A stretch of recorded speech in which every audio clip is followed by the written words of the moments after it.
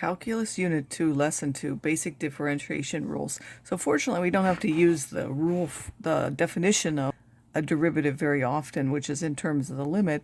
It's really just to introduce what it is. Fortunately, there are rules that have been developed that we can use. So assume that we have two functions that are differentiable. First of all, the first rule is that if you differentiate a constant with respect to x, you get 0 no matter what that constant is. This is our first really important rule, is if you take the derivative with respect to a power, this is the power rule. So if you take the derivative of x to the n, you take the power and put it out front, and then you take x and you decrease the power by 1, where n has to be rational. So that means it can be a fraction. It works for negatives, it works for positives, as long as it's a rational number.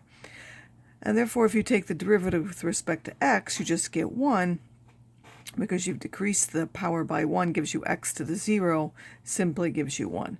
If you take the derivative of a constant times x, well, that just gives you the slope, as we saw before, so that will give you c.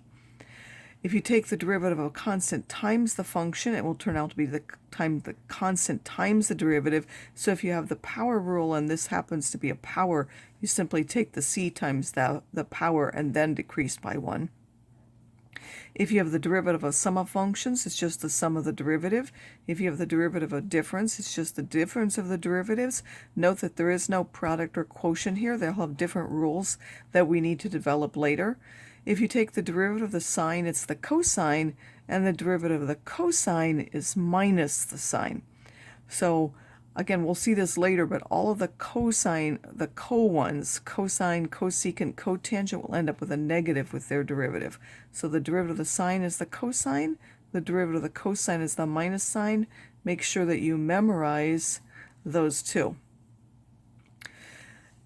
And then for all nth degree polynomials, the derivative f prime is an n minus 1th degree polynomial, so it will go down. So if you start off with a slanted line, the derivative will be a constant line. If you start off with a quadratic, the derivative will be a slanted line.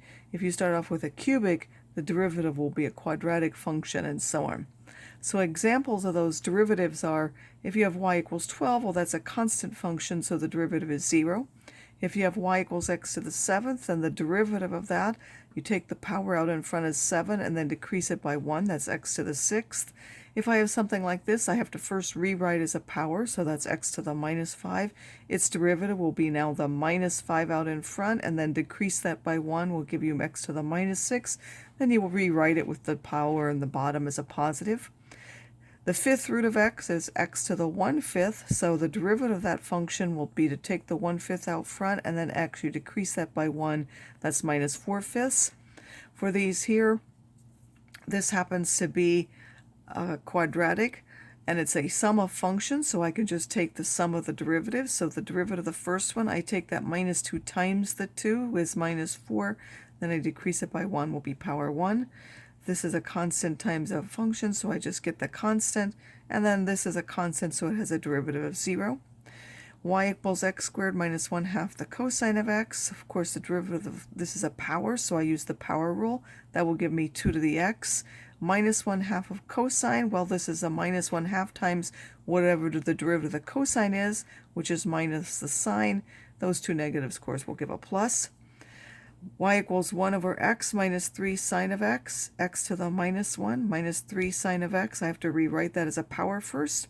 So I put that power out in front, minus 1. I decrease that by 1, minus 2.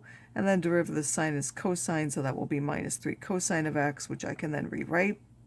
This I want to also rewrite as a power first, so I have to make this x to the 1/2, which is x, which will give me x to the minus 1/2. Then I just use the power rule like normal. This one as well, I have to simplify first, and then these are both power functions, so I'm just going to use the power rule for each one. And also for this one, again, make sure that you're writing each one in terms of a power.